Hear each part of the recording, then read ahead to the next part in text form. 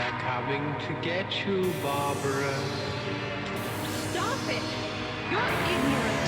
They're coming for you, Barbara. Stop it! You're acting like a child!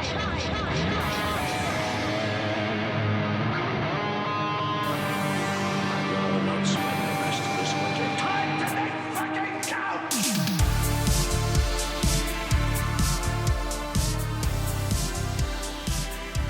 Hello and welcome to Cemetery Screening. Hello! We put the in Jaws is 50. It turned 50 last week. That's probably going to date the episode. Yeah, If we said it was last week, yeah, they would be able to go, well, hang on a second, this hasn't come out yet. yeah. And they might go, you're really shit at editing, lads. But yeah, Jaws turned 50. It has, yeah. Honestly, when you said you were going to say something for Jaws, I thought you were going to say we're Jawsome or something. Jaws, no. I mean, we are. Yeah, we'll save the puns for others. Oh yeah, got plenty more to come. Yeah, we do. I can't remember the last time. No, I do remember the last time I watched Jaws, actually. Yeah. I watched it in the cinemas. Oh, I've always wanted to do that. Yeah, I watched it in the cinemas, and it was its last big anniversary or something, or it just come out on something. And that Steelbook that I came think out. or a studio bought it out. Studio No. Canada. They got the rights to it. But the last time I watched it, it was in 3D. And it was actually really good. Not Jaws 3D. No, normal Jaws. Normal Jaws. Yeah. 75 Jaws. That must have gone through a lot of editing to. Must have. It looked really good.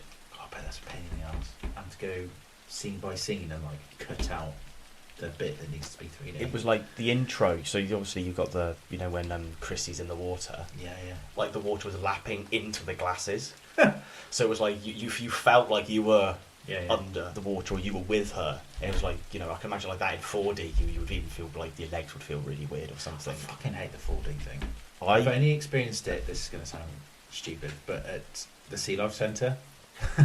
I think mine was in like a big theme, like a theme park or something, like a space one. I think mine was. Go on, what was your 4D experience? They must have had the volume up on 11, and the sensory overload.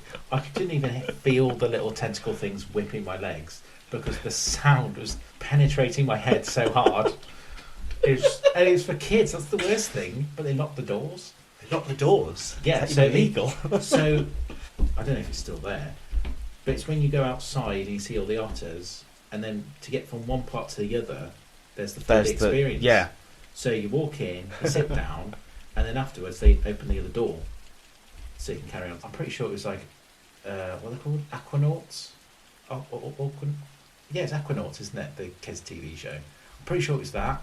Oh, Or there's like something the Yeah. animal, like the dog in And the. I was like, right, okay, they could have said this was majorly for kids because they just went 4D experience. I was like, cool, I'll go and watch that. And then fucking Aquanauts, and I just got assaulted by a sound. and a dog in a diving suit. It's not even a dog. I think it's like a bear.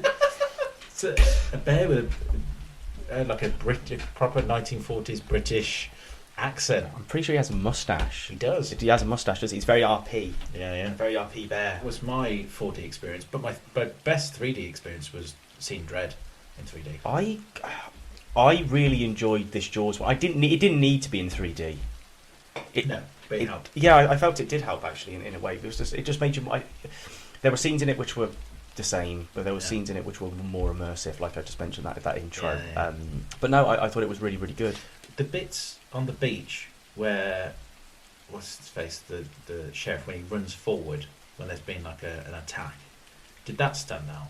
Because it's those scenes that to me, because like the action scenes, because obviously they're cut very quickly. Yeah. It's the scenes that are a little bit longer that I find are more interesting. Because if they're taking the time to make him really stand out against all the other beachgoers, I would have been like, oh, that's good. I can't remember that standing out to me that much. What I did find stood out a lot, that same scene, I think you're talking about where they do the dolly zoom. Yeah. You know the bit before where they cut out is it Harry's face or Harry's head? And he's like really in the he's really close to the foreground and Brody's like watching him. Yeah. in watching the beach and the people in the background. That scene, that Harry bloke was really in your face, like really in your face. That stood out to me. Yeah. And it was like one lens, so like your right lens was Harry, the left lens was the beach and like the seagoers. Yeah. I thought that was really cool. That the way that worked, I thought was really, really well done. Yeah. But yeah, no, I enjoyed it, and it was one of those films that, like I said, it doesn't need to be in 3D, but I would watch it. I'd watch it again. Yeah, 100%. I'd watch it again. You'd think that they would make it like a standard thing, just like re-releasing old films that they've 3D, and they've been gone through the post. But I suppose if they make it like a monthly thing or a yearly thing, then they're going to try and get it cheaper and cheaper and cheaper, and it's going to be shitter and shitter and shitter. Yeah, and it'll turn into Harry Potter, because they cheated it, didn't they? They didn't film it on 3D cameras, 3D post, and everyone made about it because it was like, I've paid extra, and there's fuck all 3D. There's a waste of time. Yeah, it was very much like that when I went to watch Phantom Menace when that was released in 3D. They released that in 3D. Yeah, they released it in 3D back in like 2014, 2015, something like that. Yeah. And it was like, I felt like they were meant to, or I felt like it was meant to be this thing of like they're going to re-release every single Star Wars film in 3D. I don't know how I feel about that. Now, Phantom Menace, I've got a love-hate relationship with that film. I think most people do. That was the first Star Wars film I properly watched, so yeah. I'm quite glad of that. I remember Mum bought a VHS, like be a VHS from a charity shop, and that was literally the only sort of like Star Wars film I had. And I remember watching it on VHS and like loving it as a kid, and then as I grew into my sort of like teens, I was like, it's a bit boring, and then now I'm an adult, I'm like, well, that's actually quite fun. I think it's just one of those fun films to shit on. Yeah. I mean, Watto, for example, I mean, what the fuck was he thinking? Let alone all the fucking edits. So the first time I watched Star Wars, it was the first sort of editing that he started to do. So like, is this the VHS? The anniversary. Was it the anniversary? So it's A New Hope you're talking about. Yeah, all those three. And he re-edited them, didn't he? Because of he put like the orange blob on the bottom of the speeder. Yes. And then they edited that out. Well, I saw it with the orange blob. Yeah, and then they edited something back. It's like the scene in with fucking Han Solo.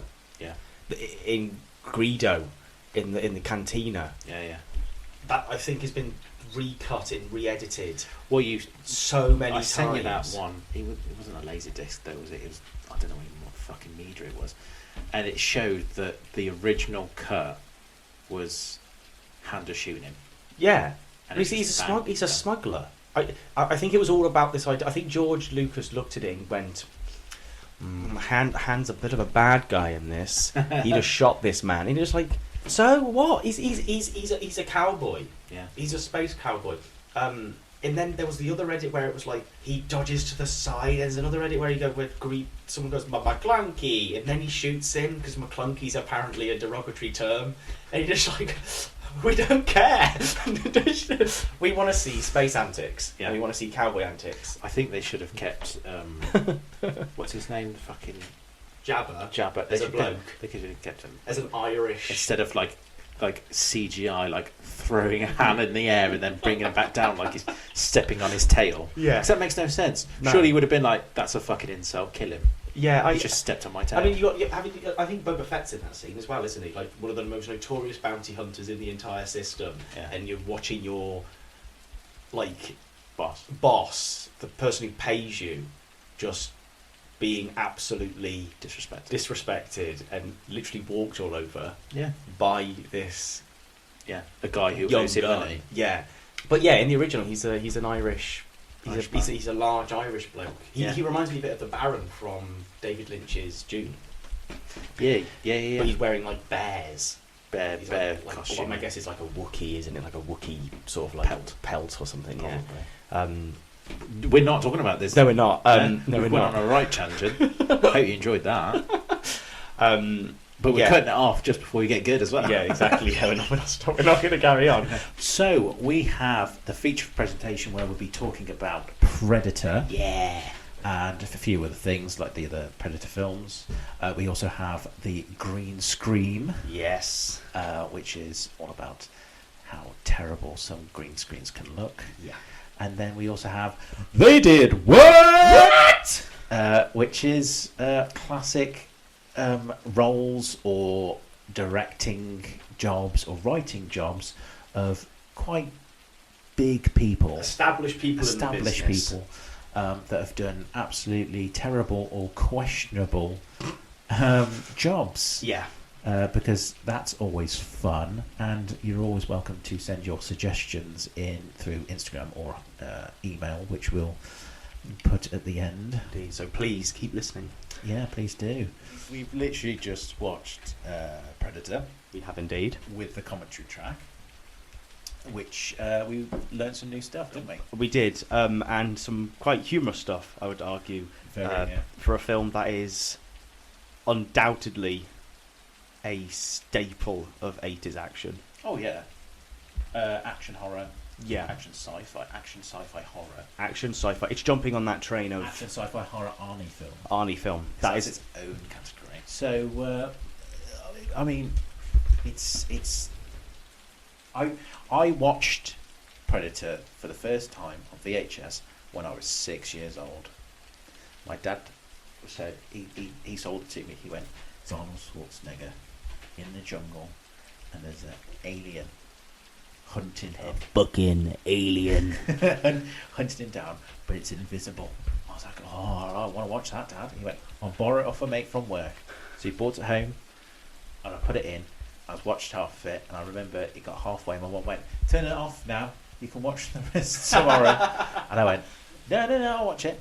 I didn't sleep that night. I had the sweats all night, and after that, nothing really scared me. So it was kind of like a trial by fire after it. Yeah, I remember watching it young as well. I can't remember how old I was, but I remember watching it, and I watched it in secret when I was young.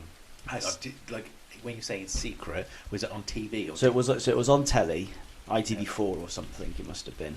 Yeah. And I remember. So I had a TV. It was on the wall. I figured out that if I were to put the volume down to 1, I'd be able to hear it perfectly. No one else could. But no one else would I know be that able to. feeling, yeah. So I remember it was on, and I was like, I shouldn't be watching this. And I remember vividly when we first see the skinned bodies, Mm-hmm. and I shit myself. Honestly, I was shitting myself. Oh my god! So I watched. I was like, Jesus Christ! You know, whereas like, oh no! Oh dear! And I remember always when I used to get scared of watching things in secret on the TV, I always used to press the guide button because the screen got smaller in the corner.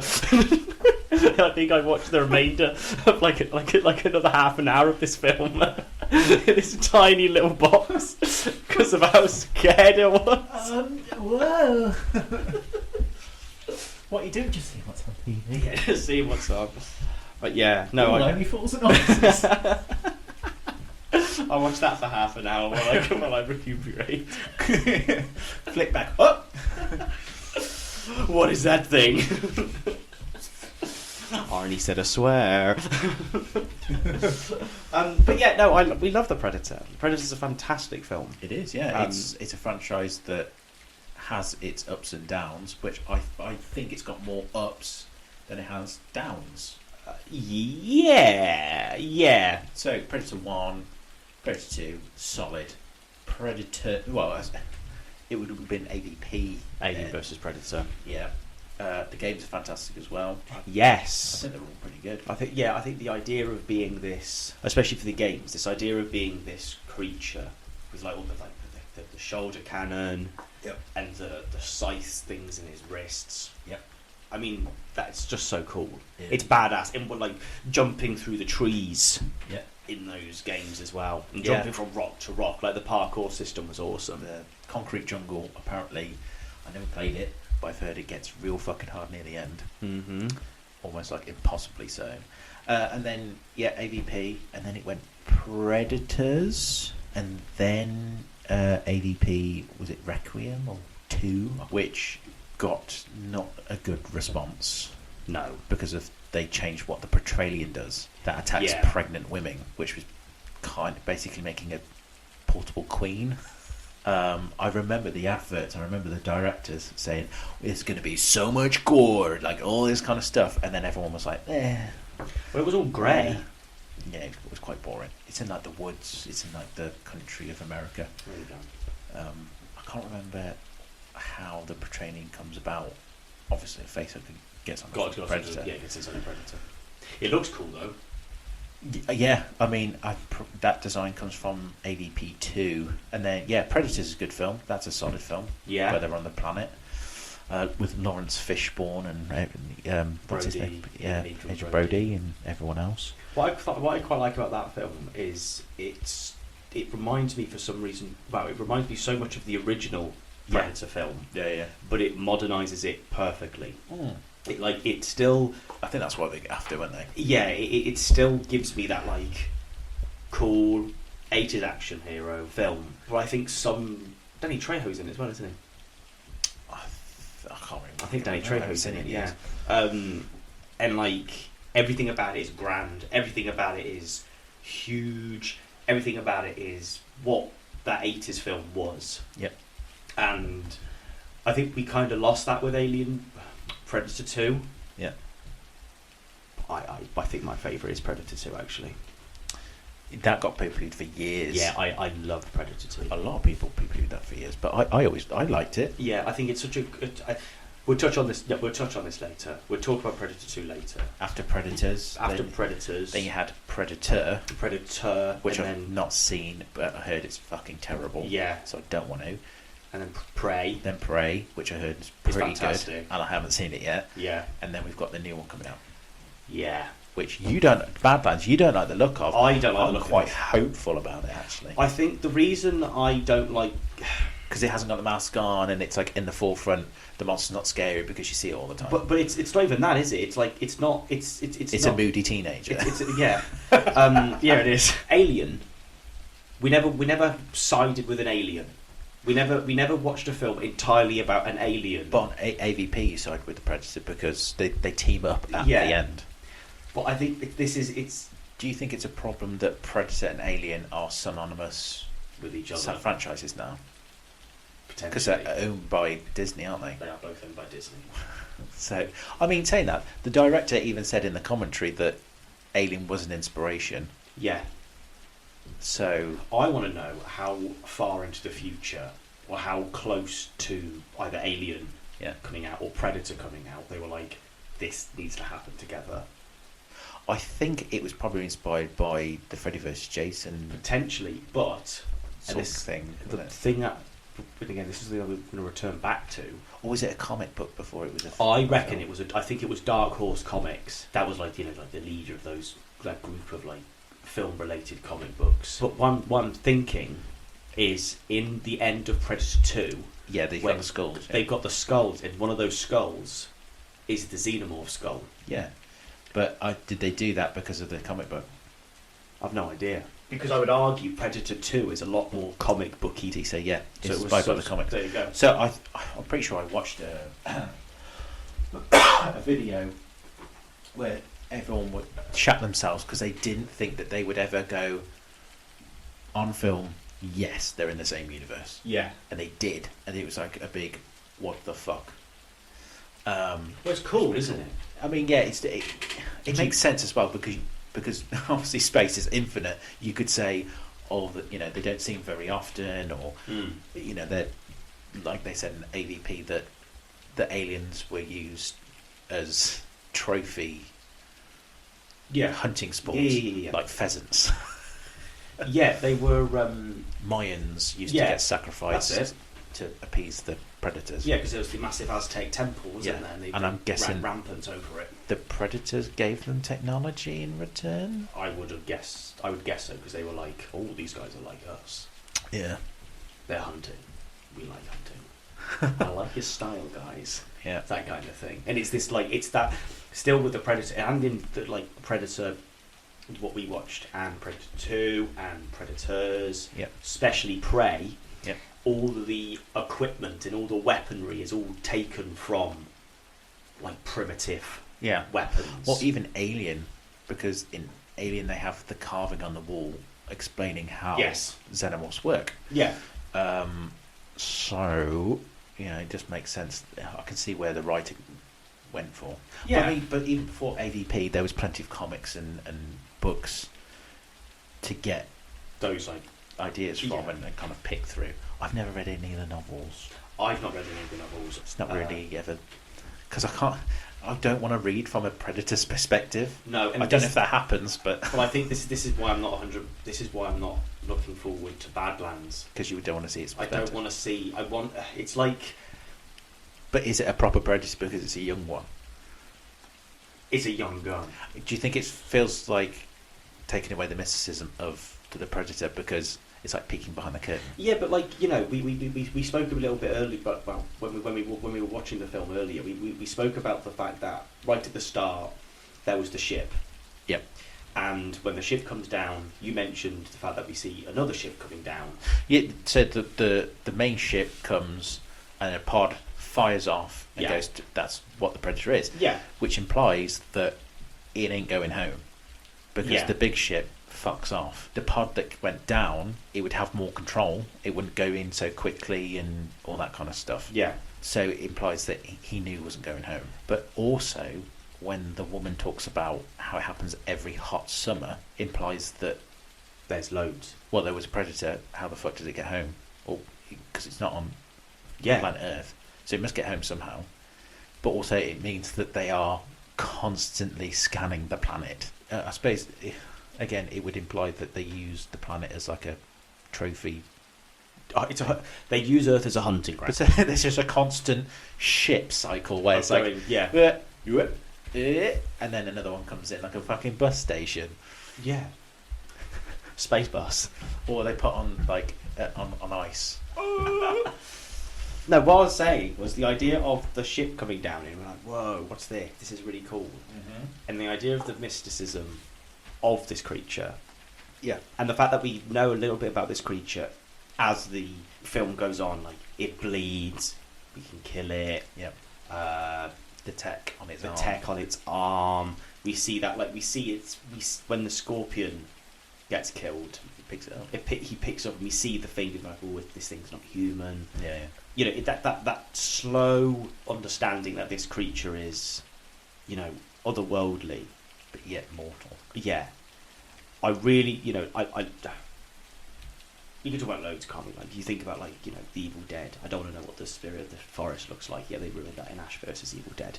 It's the same thing. Yeah. Also, I don't think I like the look of the Predator in Badlands. I think it looks stupid. It's small. It's Got a man bun with his...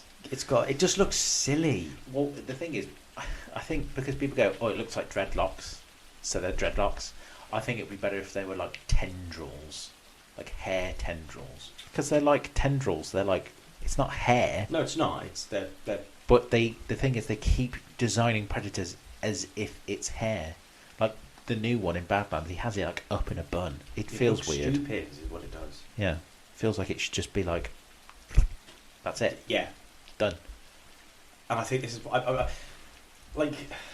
It's because they obviously the original design went, yeah, based on dreadlocks, and they went, they're dreadlocks. But they're not dreadlocks. They're not dreadlocks. They're not dreadlocks. They It's just like look flesh. They look like dreadlocks. Therefore, people have just gone. They are, Dreadlock. though, yeah. But yeah, no, I'm not. I think it's a sad world in the sense that we can't. That I'm not. Well, people are. Hopefully, you guys are excited about it. But I think it's a sad world when we're not excited. I think people were excited, and then they released that there's going to be human interference. I think trying to get the android back. Yeah, the half of Ellie Fanning. Sorry. Yeah, the robot. There's half of her. Yeah, She hasn't got any legs. she's teamed up with Predator, Teamed up with the Predator. saving his life. I think. And then this, I guess, links back into this idea of like the alien stuff, isn't it? This is very, very similar to Alien, Yeah. kind of. Uh-huh. Plot. Yeah. Am I excited? No. Will I watch it? Yes. Probably, yeah. Will it be better than I hope? Probably. Well, if you've got low expectations. I just don't. A lot of Predator is this idea you don't see the thing. You don't see the thing, and when you do see it, it's like, holy shit, look at that. Yeah. It's gross. 'Cause it's a hunter. It's a hunter. And then when we see this silly CGI little... Gremlin. Yeah. For lack of better words. And he's just... Yeah. They've really lost their touch. Oh, brother, this guy stinks! I mean, I've got over there. I've got it over in my office, or in the cemetery. in my crypt Corner. Yeah, in my crypt corner, I've got a dishevelled bookcase, and on that dishevelled bookcase there is loads of spiders, and I can't go anywhere near those because I'm terrified of spiders. But on the top, there is a 1990s action figure of a predator. Isn't that like a chieftain one? Yeah, it's a chief one. Because he's red and got white Yeah. tendrils. Exactly. Yeah. Now, that is the same colour scheme as the one from Badlands. Are you trying to say that the older they get, the redder they get? I don't know. Don't know Because what I'm you trying to- can go to Predator 2 at the end, because the one Oh, chucks okay. in the old flintlock Yeah. pistol. Yes, and that comes back in Prey. Yes. Well, that's where the thing's from. Full I've got circle. it. And like, you know, this guy's pretty cool, I right? wonder what the mask. Well, things that's are even the mask comes off, look. Oh yeah. But like, that mask looks pretty. That looks like the gauntlet, Yeah. doesn't it? That looks like his Yeah. gauntlet things. But then, like, that's awesome, right? That's really It cool. kind of just looked like he's got his shoulders up in his head. It does. Wow. It does, and also like his legs go bigger. Oh, His he leg- extends. Yeah, look. His legs. Whoa, he's got stilts. Yeah. But like, that's cool. That's an extra, like, nearly half a foot. That is, yeah. That's So it'll be like nearly 8 foot now. But like, this is cool, you know. And I know this is the 90s because it says on the back. That is so much cooler than the stupid fucking thing that we see in Badlands. I don't know. That's cool. His eyes are nearly in his mouth. Yeah, but you've got to. Yeah. That's just. It's a toy. You know. That is cool. I don't care what you say. I think that is awesome. But Badlands doesn't look badass enough for me. I'm going to leave him there. It's going to keep us company. Predator. When we watched it, absolutely fantastic. Learned so much new stuff. Yeah. And we're going to go. Like, the funny thing is, like, it opens up and the guy literally sounds like. Hang on. Is it this one? He sounds like that, doesn't he? He does. It sounds like he's just gone up. Yeah, so the 20th Century Fox logo is stretched. Stretched. Yeah. I don't know why. It's because they didn't let him do something. They didn't let him condense the. Yeah. And then when you listen to that, you're like, oh god, we're in for a wild ride here. If this is the kind of stuff he's talking about. Yeah. He goes into so much depth. Yeah, with some things, but it's funny how the things he chose to go into depth with, and then like Guns. mainly guns and Jesse Ventura. Yeah. So they called it Painless. The minigun is called Painless, right? And to film it shooting, they had to slow it down to an eighth of its actual. Was it an eighth of its speed? It was, yeah, an eighth. Well, it was. The minigun shoots so fast, it uses all of its ammo up in 5 seconds. 6 seconds. The substitutional force of the gun firing doesn't allow you to move it. Yeah. So when you're aiming it at something and it's going, you're aiming there, you can't move it left to right. Yeah. And it was also, he also mentioned about the fact that that gun, the Painless, also can actually carry on firing because of the amount of force that it's carrying. Yeah. So even if you're like hands off the trigger, It keeps going. it keeps going. Yeah. And he then mentioned that it was a real gun. Yeah. Real gun. It was a real gun that fired real bullets. Jesse Ventura had to carry as many bullets as he could, but to operate it, there was a battery pack off screen. Yeah. which apparently was very, very heavy. Yeah, I can imagine some poor people in the Mexican Yeah. community had to carry that around the Mexican jungle. But I mean, props to Jesse Ventura being able to throw that thing around. Apparently, he got very good at being able to throw that thing around and actually like, Aim it as well. Yeah, he also ran. He also runs with it. Yeah. Quite a fair bit. But yeah, the story honestly is like they spoke about going to the armory and like picking out all these weapons for all of these people. Yeah. And that was the one that stood out. Yeah. Because And it was for a helicopter. It was for a helicopter. It's a helicopter minigun. Yeah. And I just find it obscene. I want to know more about the Terminator 2 minigun now. Well, because they're two different guns, aren't they? They look different. The Terminator 2 one's longer, I think. I don't know. Yeah. Bigger. Yeah. Yes. Yeah. It's a lot bigger, isn't it? But was the Predator one edited? Obviously, they had to make it into a prop gun, so it might have been edited. yeah, Don't know. More investigation needed. yeah, like the little machete that Arnie throws. Yeah. Um, So it was the machete was in the film because a prop guy that did knives was Yeah. trying to get himself into the film and was trying to sell them these like knives, these prop knives. And he turned around and went, "Oh well, we need a machete. If you could do a machete, he makes this really it's basically a short sword. That's short what, sword. Yeah, and it weighed 12 kilograms. yeah. Arnie could barely swing it, Yeah. So and this is like in his game of like it was probably the height of his fitness career. career. Yeah. And he like this thing because like swords are meant to be balanced. Yeah. Machetes, knives, they're all meant to be balanced from like the where the handle is and where the blade is. Yeah. And this thing wasn't. Because I- it's made for a prop. Isn't it? Yeah, but I just loved the idea that they were like, oh, we'll put it in literally in one shot, Yeah. stick around, and that's it. Yeah. But even in that shot, you look at it, you think that looked really weird. It's too fat. Yeah. It looks odd. Just look, but yeah, because when I think of machete, I think of that shape. So has a machete taken on that shape through action films because of shit like that happening? I'm thinking like if you look at that shape, it was slightly curved. We got the weird handle that looks like a tooth, doesn't it? It's like Yeah. like a little L. Yeah. But then you look at the one from Friday the 13th.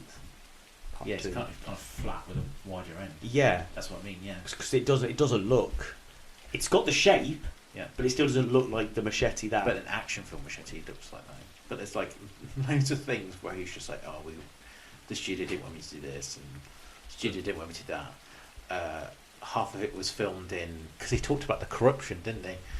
yes, So there was a corrupt producer or something that said about it being filmed in port or something, and something he didn't go into it, but probably for legal reasons. but when they turned up, the jungle looked great, and then like 2 days later they went back and it was all brown. It was all brown, and there's that one scene, the scene where Arnie is when they've just set the trap for the predator with the net, and he was talking about the fact that Arnie looks green because of how much they had to bump up the brightness. Well, Yeah.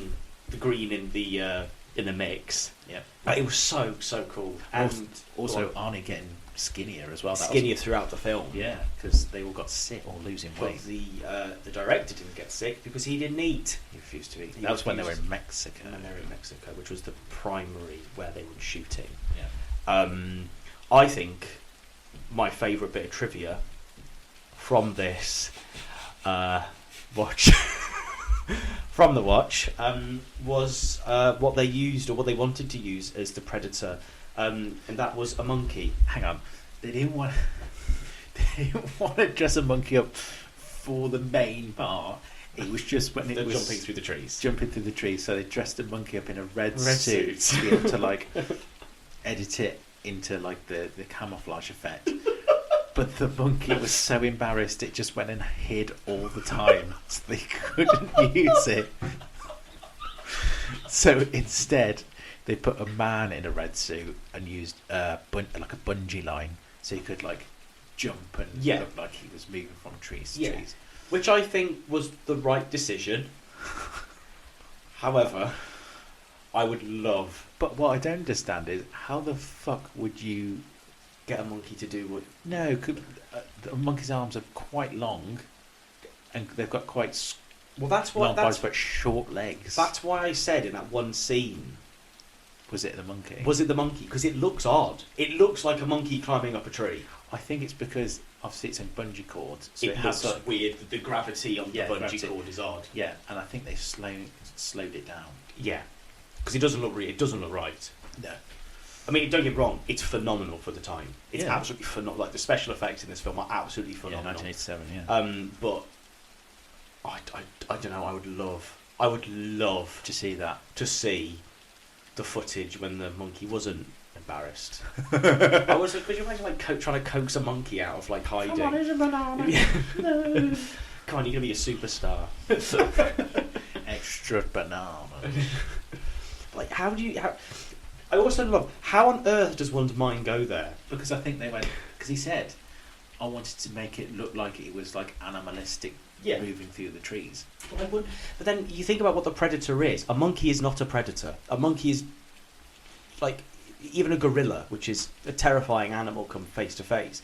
It's not a predator. No. Why not like? I'm not suggesting for a minute they do this, but like why not like a big cat? How a big cat jumps through the trees. Well, I think that's what they went for because But monkeys don't go on all fours. no, but like when you see the predator in cloak, the guy that was doing all that acrobatic work kind of squatted Yeah. like a cat Yeah, does a big cat. Could you imagine seeing like a jaguar in a red in suit. a red suit? Come on. It's like Come on. on The Simpsons where they're painting horses like cows.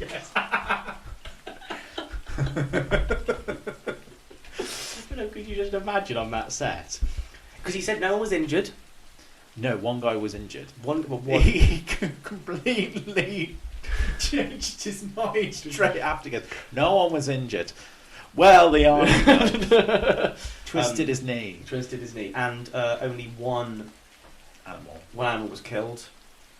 The scorpion. The scorpion. He's like, yeah, we had to kill the scorpion. No monkey was harmed.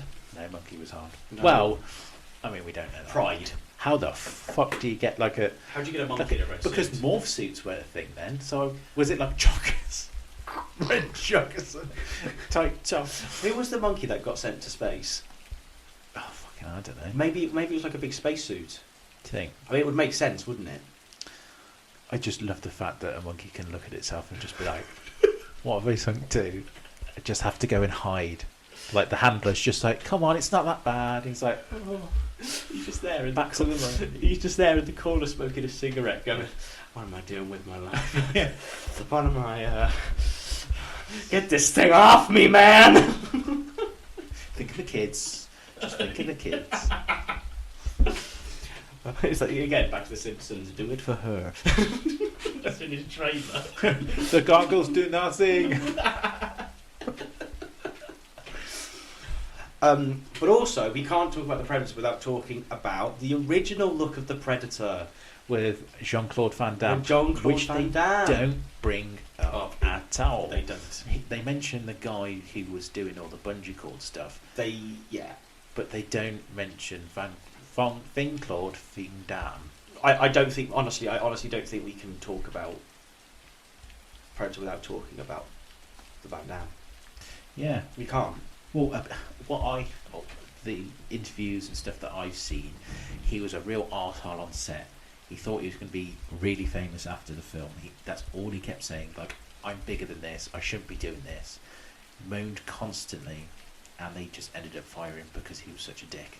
Yeah. I think it probably came down to Arnie going, he's moaning too fucking much. No one likes him. It would be. It's like I don't know because none of them talk about it. Imagine if what's his name, Tom, the Native American guy. Yeah. Imagine if he didn't have his bodyguard and Van Fucking Damme. hell. Van Damme would not be alive. You think, well, I don't know, because he's a trained martial artist, isn't he? Street fighter. Where, funny enough, he had bodyguards on that to keep him on the straight because he was very much into drugs and alcohol at that point. He was indeed. Which I imagine he probably tried to get on Connie Minogue constantly. Because she wasn't of the fame where she probably was able to have a bodyguard herself. But yeah, imagine if that guy didn't have a fucking bodyguard, because he was known for. So, the insurance company, no, the film, no, the insurance company, insurance company for the film they had to have a bodyguard for this guy. Yeah, that's how notorious he was. Yes, they said it. He has to have a bodyguard. Like there is you have him on set, he has to have a bodyguard. And this bodyguard was huge. 6'6". Yeah, he was huge. You say that, but then Kevin Peter Hall is 7'2". Yeah. So I mean, we got the measuring tape out earlier, didn't we? And my God, he is as high as the ceiling in downstairs. In the sub-crypt. In the sub-crypt, yeah. And these crypts have got pretty high ceilings. Yeah. You know, these crypts made in the 70s were... 70s. But yeah, no, that guy was tall. But that bodyguard, could you imagine? Like, I mean, I'm short. I'm a short skeleton. Yeah. And if I was on that set, I'd be scared. Because I would just I'd be constantly being looked down at. I'd love to hear an interview with him about his experience, if he's still around. I'd really like to know more from Van Damme's side as well. Because, I mean, he said he was going to be a star, and they literally poo-pooed him off set. Yeah. They said to him, yeah, okay, whatever. And he did. He became pretty big. So I'd love to know from like his point of view, like what happened. Because, I mean, they could have just fucked him around. Yeah, because or maybe he was just being himself. Because it seemed like the production had a lot of problems from what the director was making out. There was a lot of things being said about, like, you can't do this, you can't do that, you can't do this, you can't do that. It's quite interesting how he said the Australian camera guys were easy to work with than the Americans. The American, yeah, because the Americans didn't want to do anything. Yeah, they were saying that, like, so, like, for instance, one of the scenes that he was talking about mainly was that shootout right at the start. Yeah. And talking about the fact that it was like there was this one scene with like they go round the corner of a helicopter, and they were like the burnt out helicopter, and the American camera crew was like, no, we're not doing that, and the Australian were like, yeah, we'll do it. Yeah. And they got in trouble for when Arnie slinks down the hill to kind of have a look at the base. They got in trouble for that because of, I think it's how expensive it was, because it took 3 hours to shoot. And obviously, because it's a jungle floor, and you've got the main star going through it, and they can't exactly say there's no insects in there. Yeah, exactly. And he's lying down for quite a while there as well. Yeah. No, but I also find it interesting in the sense that that predator that we see, the creature, isn't the original predator that we were going to get. Yeah, because the original one was like an insectoid sort of. It reminded me of like really early Godzilla.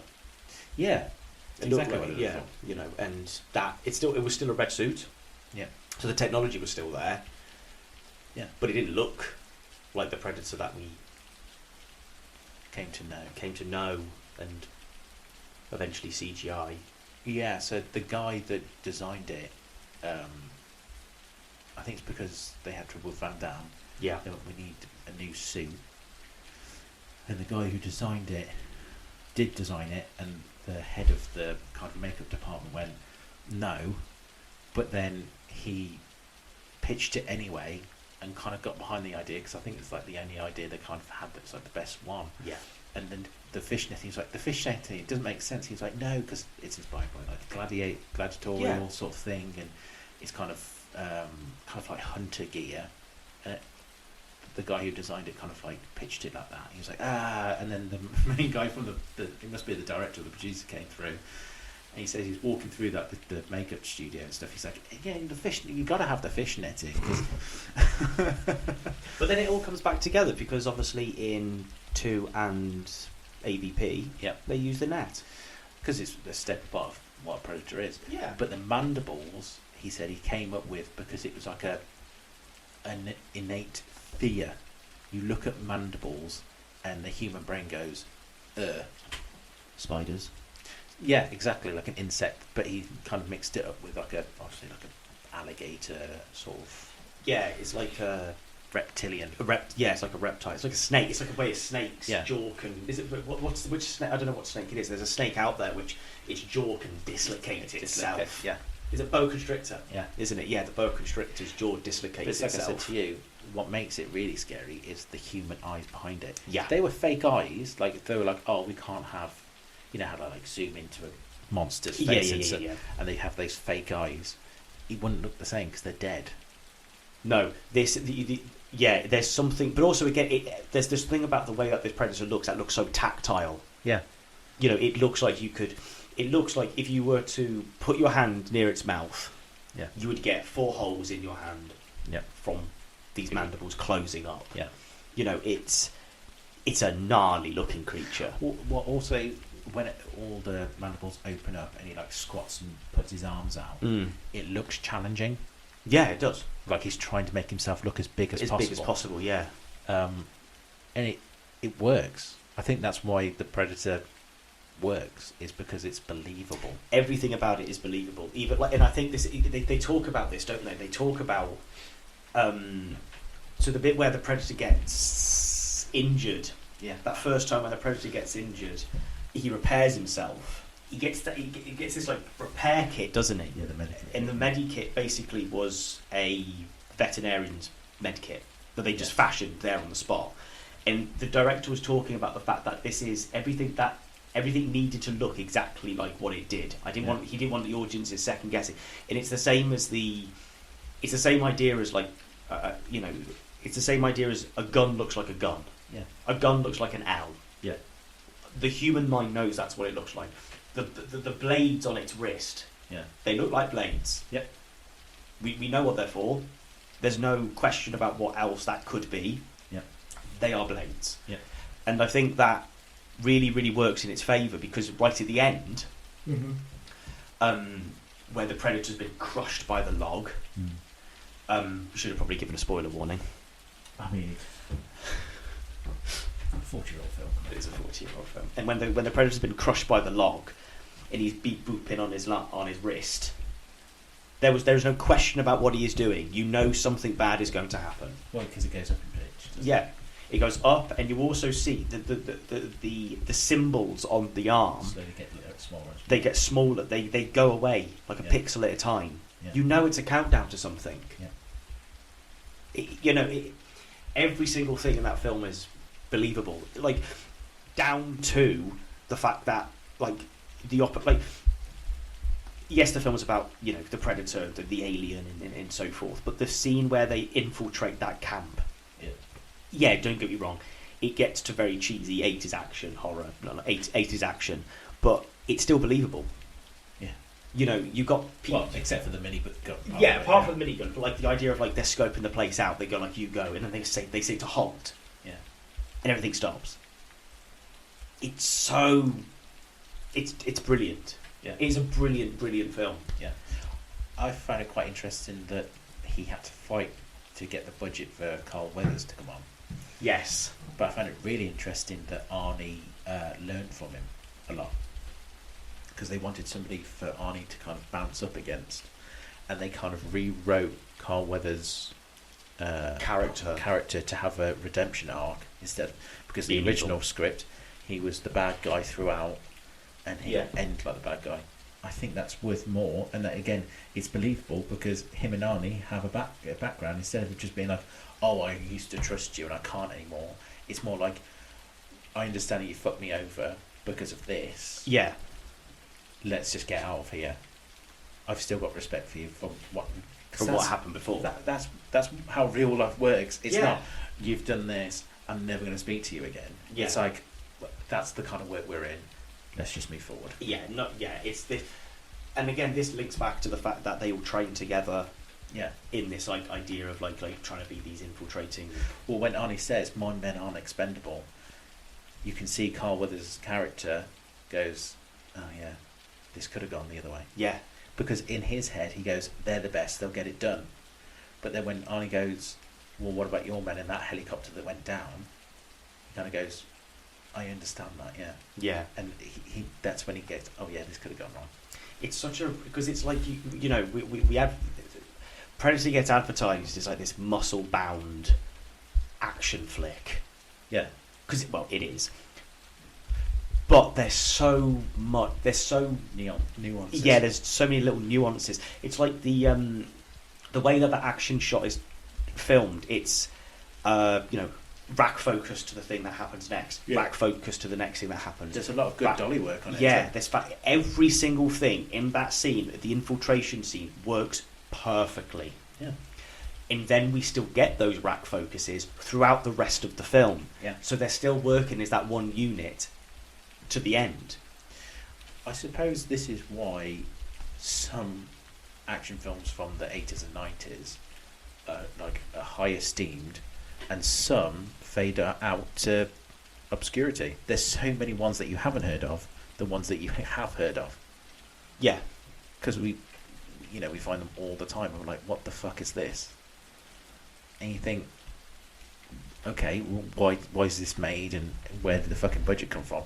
And it's all to do with figuring out what you can do in your budget. And some people just go, let's just shoot it, print it, cut it, See get what it gone. happens. And I think it's that, isn't it? It's like they took the extra step in this to make sure that, because it's such a far-fetched idea, Yeah. but it works. Yeah. You like you said, you believe absolutely everything.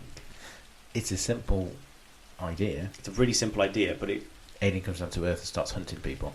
yeah, but we find out so much Yeah. without finding out really A lot. anything. Yeah. Showing, not telling. showing, not telling. Exactly. The old adage that has died. Yeah. You know, it's like, in even in Predator 2 they still did this thing. Yeah. That everyone thinks that it's like the voodoo gang Yeah. that's doing all of this, that's killing all these people. The two rival ones. But it's still, it sounds really, it sounds really odd, but everything in Predator 2 is believable as well. Well, they show you more of his weapons as well, They do. like the net gun, and then when in the room where they will get the net gun happens. Later on, the guy goes and he gets that little pronged fork out of the vent. Yeah, like You're like, oh, he's got like a shuriken-looking yeah fork thing. It's like, oh, that's another one. Yeah, And then you see the disc later on. yeah, And it's not, oh, this is what it uses and it must be this kind of gun. And then it's just, oh, okay, that's fine. And you're allowed to make your own assumption, yeah. And then even the fact that there's the spaceships in the sewer. Yeah. It's so clever. Yeah. It's so clever. And the fact that there's like loads of predators in that ship. Yeah, which they're obviously older ones. And you can tell they're older as well because they look Different. different. And I quite like that. Yep. Because at first we thought, oh, there's two. Yep. But there's like 5 at the end of Predators 2. I think 7. Is there 7? Is there? I think so. A little bit of a mind's eye. And then the Glover's just standing in front of them. Yeah. Have you seen the video of the guys that are in the Predator suits dancing? Yes, I have. If you haven't seen it, look it up. It's great. Yeah, we'll. But another show not telling is obviously we've talked about it, but the skull wall. You've got the xenomorph. You've got the human one. There's also Godzilla. Is there a Godzilla or there's a massive? There's skull? a massive one. Some people said it could be the skull of a what's it called, Rancor. I don't think so. No. I think it's just somebody. They just got an art department to go make a massive monster skull. Let's have a look, shall we? But implying that there's other predators on a ship that aren't hunting also implies that this one was being watched itself.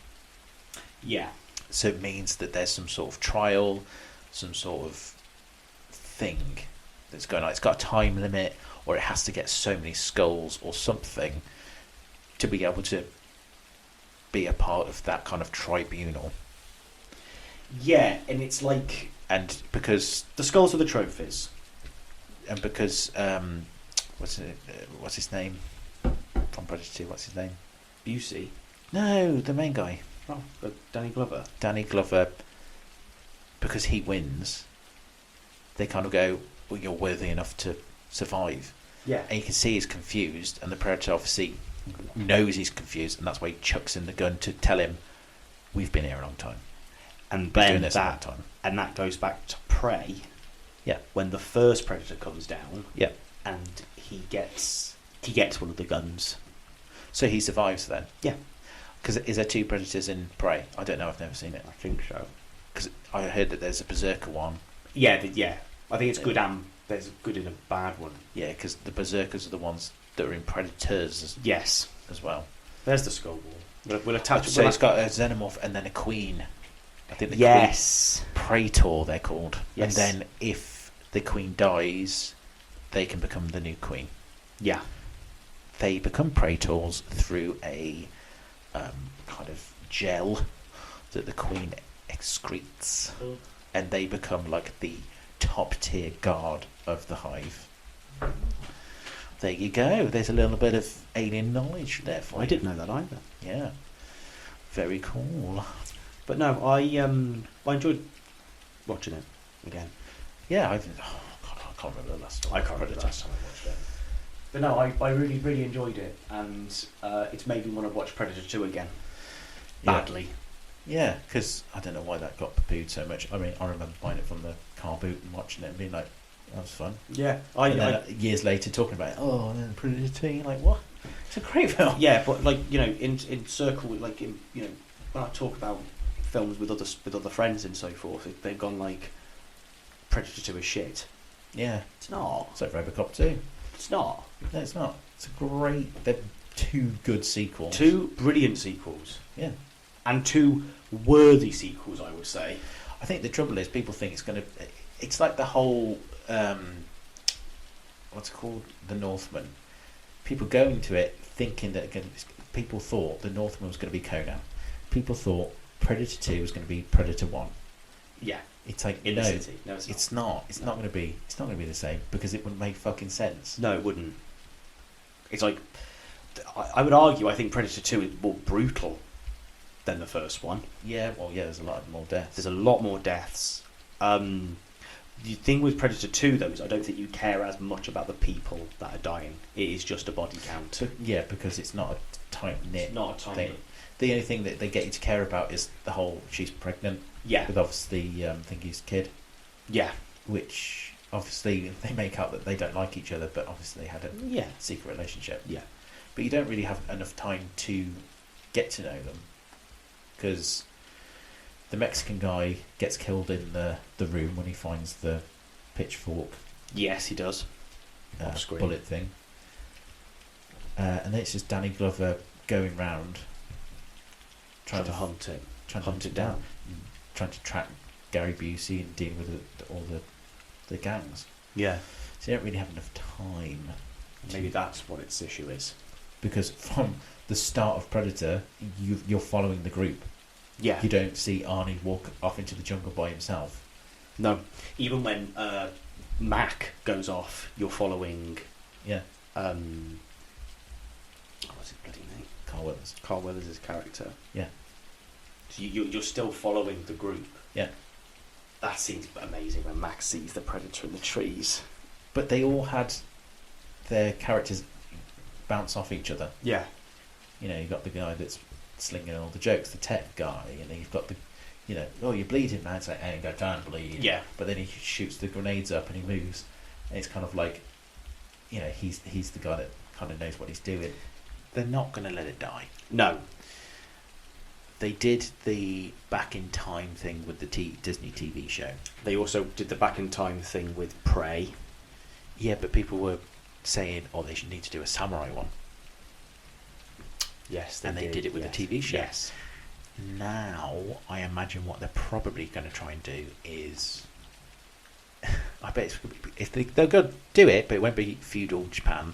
It'll be World War II Japan, and it'll be a fucking pilot gets shot down, American pilot gets shot down over Japan, winds up in a feudal-looking part of Japan, where it's like like a Ronin samurai thing that's been dishonoured, and they team up because the fucking pilot becomes a prisoner Of Japan. of Yeah. this thing, and he's holding it. He thinks he's going to get his honour back by turning this guy in or something like that, and he's been escorted to like the nearest town, like a big town, to face justice. And it's this Ronin guy and maybe like his old friend and his son and a farmer, and they all get picked off one by one, and then they have to team up with the pilot. Yeah. And it'll be the pilot will sacrifice himself to save the samurai. So we could write this, Shall we? and then send it off, and then make £1 billion. Let's do it. Because that's what writers do. That is They exactly make what loads writers of do. money. Yeah. Everyone knows that. You write one film and you set. And then when the bombs dropped, What? it It wasn't actually the Americans. It was the Predators killing himself. And that's how it was disguised. That's how it was disguised. The Americans went, we did that. Because they're not going to do a feudal Japan No. They've thing, done... because of the amount of money it takes to do it correctly And recreate. it and all that kind of crap. They're not going to do it. No. I also don't think it would be that fun to watch. Feudal Japan. Because... Would it be an action piece, or would it be like Prey, where it's like a really, really kind of like slow character building? They don't have guns, so their interaction with the Predator would be running away. I mean, they've got bows, I suppose, but their bows are massive. Yeah, and I mean, even in Prey, you had flintlock pistols Yeah, that's and what I mean. like revolutionary weapons. That's what I'm thinking. They'll do World War Two. And I think a Predator in World War II would be really, really cool. Well, they did that in the TV show too. That's what I'm thinking. Maybe they'll mix the Just two. like make it bigger. Yeah. I mean, don't get me wrong, but I think it would be quite badass watching a samurai come to terms, or like come face to face with this predator. And I think the only way, again, like you said, the only way you can do it justice is you have to make it perfect. Prey, they spoke the actual language of where they were. Yeah. For this, they would have to speak the language of... Yeah, it'd have to be like the Last Samurai sort of thing, where it's like... Yeah. I'm not saying that Last Samurai is anywhere historically accurate, or... But the way that it looks, Yeah. the way that they fought, Yeah. because there's two different ways of samurai swordplay, isn't there? It's like slow, methodical, Yeah. like block, deflect, Yeah. swipe, or it's the really, really quick, like they're on their knees going... Or maybe they're just waiting for a Japanese director to be open to doing it, because of cultural misappropriation, potentially. yeah, so they can go, whoa, it was him that did it, Yeah, not us, not Disney. not Disney. We're not stepping in that doo-doo again. Yeah, but I think, this is the problem, isn't it? You look at all these things, you look at all these ideas, you look at, like, I think the Predator in, like, like even in, like, the Stone Age. Well, this I think, like, I mean, Prey is... is what I was thinking, because if a Predator was based on honour, they wouldn't use guns and stuff like that. No. It's not honourable to kill something that can't really attack you back. No, we discussed this with the laser cannon. Yeah. On the Or back, do didn't they we? see it as like us hunting deer? Because there's two different ways of seeing hunting there. Something that could kill you back, Yeah. like the most dangerous game, or you do it as, oh, look at this animal trophy head that I killed because I stalked it. Whereas I think it's more the dangerous game, Potentially. because they seem to be based on honour and not just trophies. And really, the only reason why the Predator comes after the people in the first place is because they've got weapons. Yeah. Well, also because it must be based on that, because it doesn't kill pregnant people and it doesn't kill Kids. Thingy from AVP1 because of his heart condition. He goes, oh no, you're not worth it. Yeah, and it also doesn't kill kids. Yeah. In Predator 2. Yeah. So it must be based on honour. Want some candy? So It's fucking terrifying, that scene. it is horrible. He's in the... Yeah. Would you like some candy? With a comically sized fucking desert eagle waving around like it's a hand cannon. So, yeah, I think that's probably why the Predator came down with flintlock pistol time, because, like I said, they must be viewing the Earth quite well. So they go, oh, they've got projectiles now. They are now honourable to hunt. But then, Or worthy to hunt. or does it have to get to a point? Because xenomorph don't have pistols, but Yeah, but they're Xen- more animalistic. But xenomorphs are the perfect. Xenomorphs are the perfect organism to like either hunt or be killed, because they will eventually kill the person or kill the thing that hunted them, because of like they got the perfect, like you shoot them, acid blood comes out of them. Yeah. They're the perfect sort of organism to be both hunted and kill the thing that was probably going to kill Yeah. them. Yeah. You know, it's like the only way you can kill a xenomorph is like by blasting it into space or setting on fire. So You can't shoot a xenomorph. I suppose, does the species have to get to a certain point of kill count, or is it evolutionary based? Do you think? Do they look at xenomorphs and go, they're not going to get any further, but they're pretty dangerous now? And they looked at humans with fucking clubs and they went, maybe in a few hundred years. Yeah, but then again, you think about the idea of like the xenomorphs are this perfect killing machine. They're this perfect. I imagine it's probably all explained in a fucking book. If it is, and you've read them all, please do send us. Please tell us. We're just guessing at this point. Because we will never know, or drop us a message or a comment or something. Because it must be in a comic or a book. Yeah, A comic book.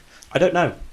Yeah. Because I mean, you think about Predator 2, he's hunting gangs. What about if they start doing kind of Universes Beyond-esque things and adding more IPs into the AVP universe? Teenage Mutant Ninja Turtles. Yeah. Fucking RoboCop. I would watch the shit out of that. I'll be honest with you. If you think about the Universes Beyond thing, think about Mortal Kombat. Predator, I believe, is in Mortal Kombat. So what you're trying to say, there's going to be like a Mortal Kombat, because you can't please Everyone. all of the fans of those IPs in a Mortal Kombat like film. No. Because somebody's going to be like, well, the Predator will be able to beat RoboCop because of X, Y, and Z. Well, I believe the Terminator is in. He is. So Terminator's in Mortal Kombat. RoboCop's in Mortal Kombat. Rambo. The Jason. Jason. Freddy Krueger. Freddy. Leatherface. Leatherface. I'm pretty sure there's Xenomorphs in it. I think there's Xenomorphs in there as well. Yeah, pretty much anyone and everyone you can think of. Yeah. Oh, Screenface. Yes, Ghostface. Screenface. You know, from Screenface. Yeah. That old painting. Screenface. It'd be completely different to like Ghostface from Ghost. It's Patrick Swayze. Yeah. Ever made any pottery? Where are you? What a fucking mess that would be. Yeah. I mean, you could do the Prime thing that they did with the. Is it called Extra Credits or whatever it was called? The one they did Warhammer stuff and Warhammer. Dungeons and Dragons of the same series. Yeah. What's it called? God of War. I haven't watched that yet. I watched the Warhammer one. Yeah, because I can imagine it's like a lot of things, isn't it? It's like, what do people want to see? Yeah. What are people talking about the most? Yeah. Well, let's put that in more. I think that's where we should leave it. I think it is indeed. Well, it's time for They Did What? What? I'm picking because I found this today and I could not let Harry see it. So this is Rainbow Right. from 1995. Yeah. Bob Hoskins, Dan Aykroyd, and some other people. I'm going to let you watch it, and I'll tell you something afterwards. Okie dokie. Before I start play or press play, we will put the link into the description of this. So you can watch it along with us. So you can watch it along with us, indeed. Right. Let's go. Tell me what you want to tell me. Come on. I seen a rainbow. I mean, I saw a rainbow. I saw it land. Imagine this. This A looks normal awful. neighborhood, Yeah. A normal family. Oh. A normal boy about to experience the unbelievable.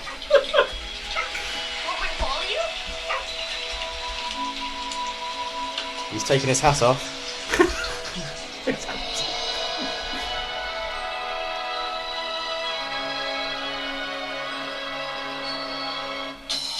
This is for you. What? Maybe it's a meteor crash.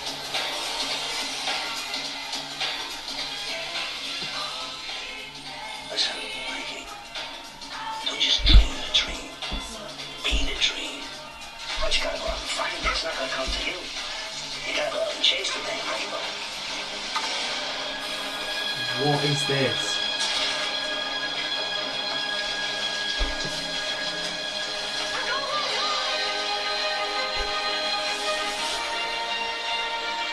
It looks like you're in Britain now.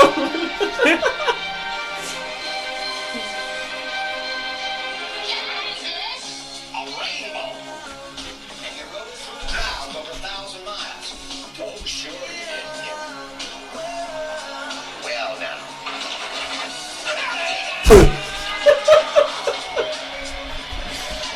I feel like I'm watching the entire film. We found a pot of gold at the end of it, right? It's the gold that makes the rainbow work.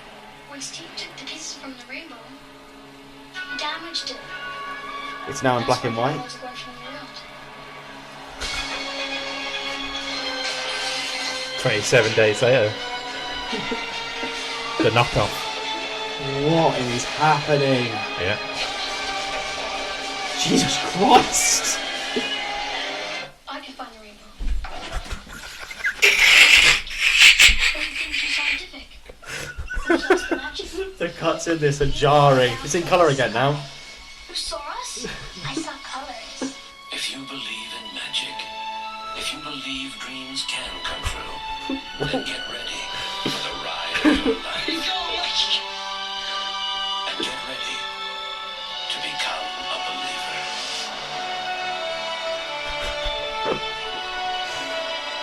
What is going on?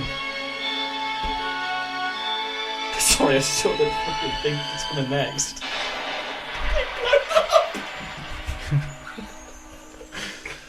Rainbow. So, Before you to say the suggested video next is called Bangkok Dog. I'm sorry. I just need to. Those of you who have watched the trailer with us will know this. That felt like 6 different trailers in one trailer. yeah, you got a whole film. Jesus Christ! Was that before or after Super Mario Brothers? 95, I think it was after. Maybe after, surely. yeah. I think. Oh my God! A normal boy. 93, so 2 years So after. 2 years after. Hoskins, what are you doing?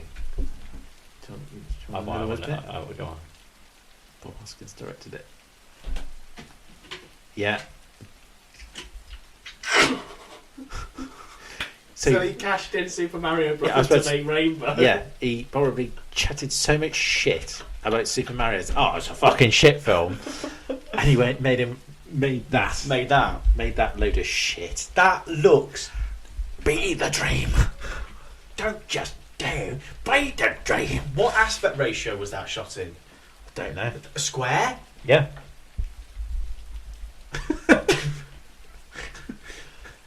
Be the damn Oh dream. my God! That was a road trip movie. That was a Dan Aykroyd. coming of age film. Yeah. That was everything all in one. Yeah. It's like if somebody took Goonies and And shit all over it. road trip film Road magic. trip. Yeah. But then like an apocalyptic film in there as well. Yeah. The apocalypse scenes were very cool. It's all black and white. It was all in black and white. Yeah. Like the Last Man on Earth. Yeah. Vincent Price is there. Oh, faddles. Someone took the gold at the rainbow. I'm a normal boy. What is that? Normal family. A normal boy. What? You want me to follow you? Woo! Takes his hat off. Yeah. It's just the fact it's all that magical and then suddenly hip hop. And then it's like Rainbow. And then it's this. He took the gold. Yeah. Let me guess. There was a pot of gold at the end of it. What was that? We can fix it. That trailer was 3 minutes long. It was. No trailer needs to be 3 minutes long. Nope. I feel like he wants to make it because he felt like kids' films weren't inspirational enough. What is inspirational about that? But the worst They part- looked like they were doing drugs. It looked like halfway into that they were messing around with something in a like in a petri dish. It looked like they were putting like heroin in something. He chatted so much shit, not only about the Super Mario film, but also about Who Framed Roger Rabbit. He fucking hates cartoons, right? That's not a cartoon. That's a real normal boy. It is real dog psychic. I saw a video and it said Bob Hoskins hated two things. One of them was Kids. cartoons. I can't remember the other thing. Kids or dogs. And Or it's like, rainbows. why the fuck would you do Rainbow? Got this great script for you. Who wrote it? Oh, please don't say fucking Bob Hoskins. I really want to say Bob Hoskins. Rainbow.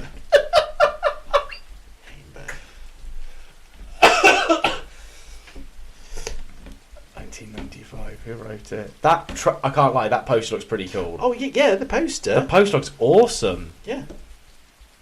Proper like 90s painted. Yeah. The other one looks like Logan's Run. That one, yeah. Bob Hoskins with his They're wizard hands. I'm a magic. Ashley Sidway and Robert Sidway. Who are they? The Sidway brothers. What else have they done? Into the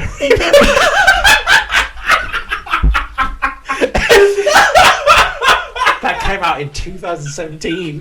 What? Yep. So there's a sequel to Rainbow. Yep. The Dark Knight TV series. Right. Irish Lighthouse. The World of Hammer. Obviously it must be Hammer. Best of British. When the Quiff was king. And they say kids' films can't be inspirational. Into the Rainbow. What the? I think it's probably. That is a TV movie. No. That's got to be a TV It movie. came out in 3D. You're joking. Who's it got in it? Fucking no one. That looked like a snooker player. No one of merit. Unlock its secrets, save the world.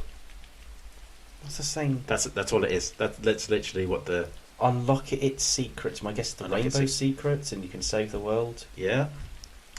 Storyline: when teenagers Rachel and Grace travel inside a superpowered rainbow to China, What? they disturb nature's balance.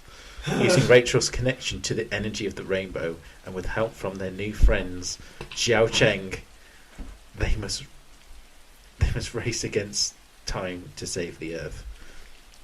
So, something tells me that China funded this film. It's China funded. What? Former pop star and presenter turned into stunt coordinator, one of the stunt doubles in this film. Oh, fuck That's me. absolutely diabolical. Bob Yeah. Hoskins, look what you've done. It was a Chinese film. So it's a Chinese film. Yeah, released in. Hang on, it just says release date April 5th, 2019, China. But you said Countries it of was origin: 2017. New Zealand, China, and United Kingdom. Film and locations: Auckland, New Zealand. So it's a New Zealand film. That came out in 2017. No, I think it was just shot in 2017. It was just released in China in 2019. What the fuck, man? You've got to track this film down. Taglines: The race is on. Also known as Into the Rainbow 3D. Into the Rainbow 3D. We've got to watch Rainbow and Into the Rainbow now. It's an hour and 28 minutes long. How long is Rainbow?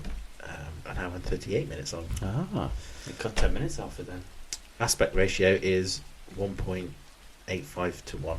Den Magiska Rengenbagen. Also known as. Film and locations: Ealing. Ealing? And London, yeah. I said that it looked like Britain. Is countries of origin: UK and Canada. Jesus Christ. Okay. Yeah, don't go watch it. So that is our... Yeah, next time it's your pick. It's my pick. Surprise me. What's your green screen? Okay, so it's time for green screams. I said it right that time.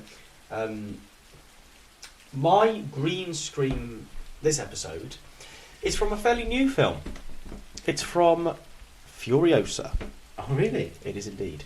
George Miller directed all the Mad Max films. Happy Feet. Happy Feet, Babe. Yep.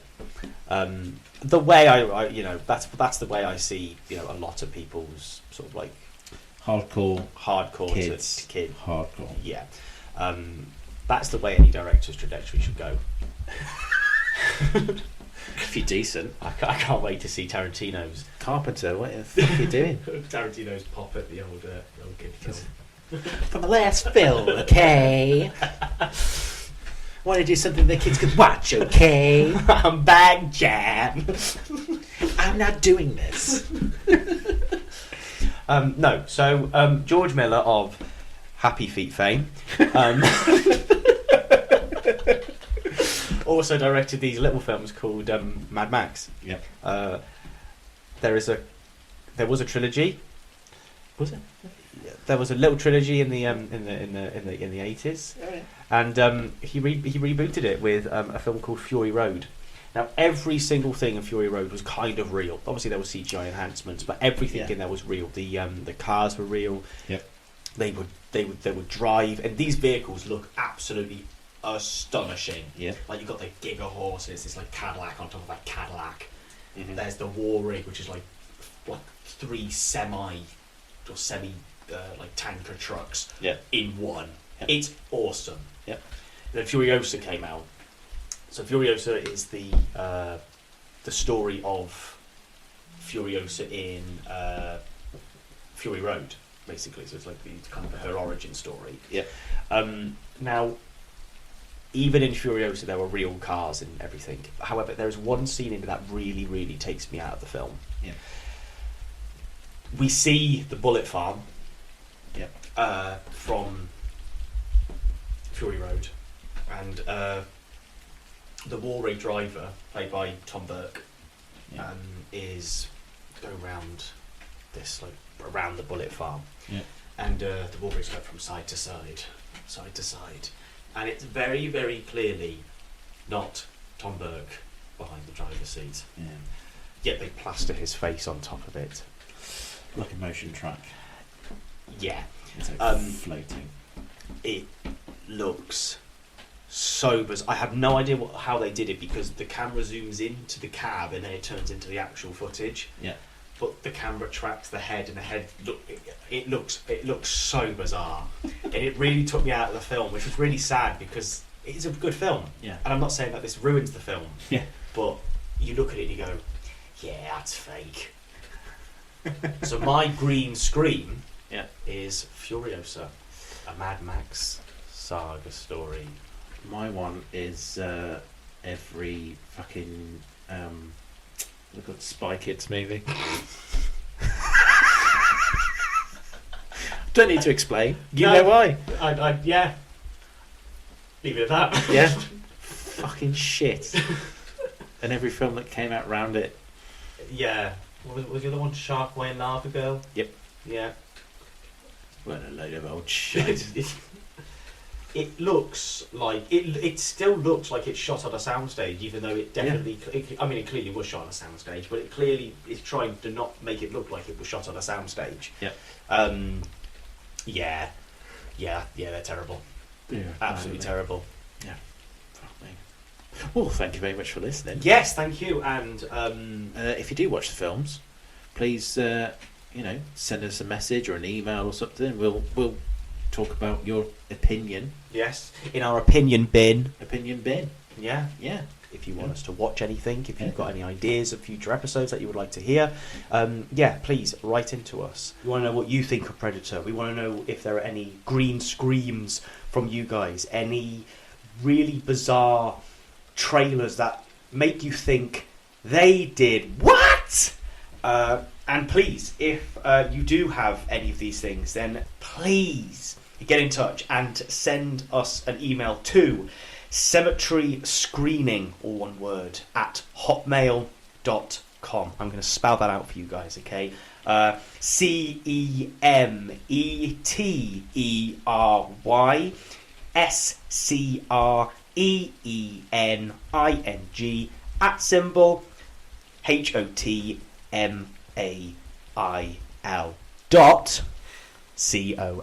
So please send those things to cemeteryscreening at hotmail.com, or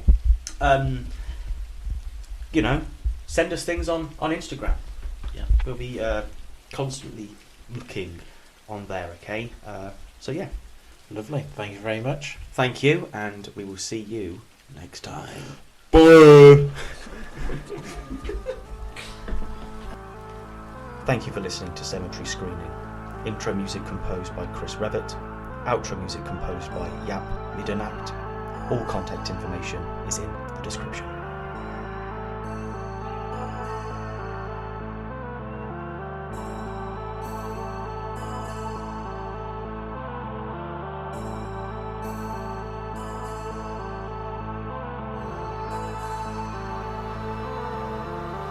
Also crypt clothing.